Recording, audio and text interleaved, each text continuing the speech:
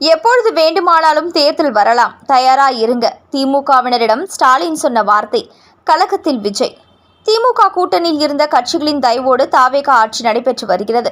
திமுக வெற்றி பெற வேண்டும், ஸ்டாலின் முதல்வராக வேண்டும் என வாக்களித்தவர்கள் ஆதரவில்தான் தாவேகா வண்டி ஓடுகிறது. எப்பொழுது வேண்டுமானாலும் தேர்தல் வரலாம் என முதல்வர் மு.க. ஸ்டாலின் இன்று பேசியுள்ளார்.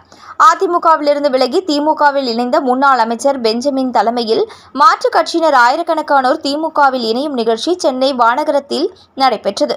இதில் திமுக தலைவரும் முன்னாள் முதலமைச்சருமான மு.க. ஸ்டாலின் கலந்து கொண்டார். இந்த நிகழ்வில் திமுக தலைவர் ஸ்டாலின் பேசுகையில், பார்த்து வளர்த்த தமிழ்நாட்டை சீரழிய விடமாட்டோம்.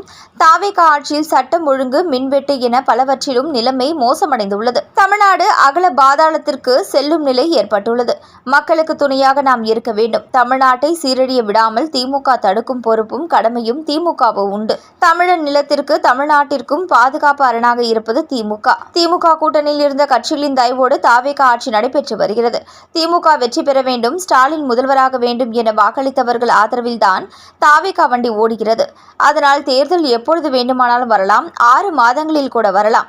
திமுக ஆட்சியில் தமிழகம் இதுவரை கண்டிராத வகையில் வளர்ச்சி அடைந்துள்ளது. நாட்டிலேயே அதிக பொருளாதார வளர்ச்சி கண்ட மாநிலங்களின் பட்டியலில் 2ஆம் இடத்திற்கு தமிழ்நாடு முன்னேறியுள்ளது.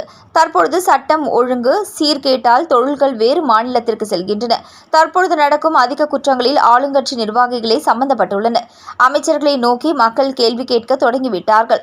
ஓட்டு போட்டவர்களும் கவலைப்படுகிறார்கள், ஓட்டு போடாதவர்களும் கவலைப்படுகிறார்கள் என தெரிவித்துள்ளார் ஸ்டாலின். மேலும் இதுபோன்ற முக்கிய செய்திகளை உடனுக்குடன் நீங்கள் தெரிஞ்சுக்கணும், நியூஸ் தமிழ் சேனலை சப்ஸ்கிரைப் பண்ணிக்கோங்க. உடனுக்குடன் அப்டேட்ஸ்க்கு பக்கத்தில் இருக்கக்கூடிய பெல் பட்டனையும் கிளிக் பண்ணிக்கோங்க.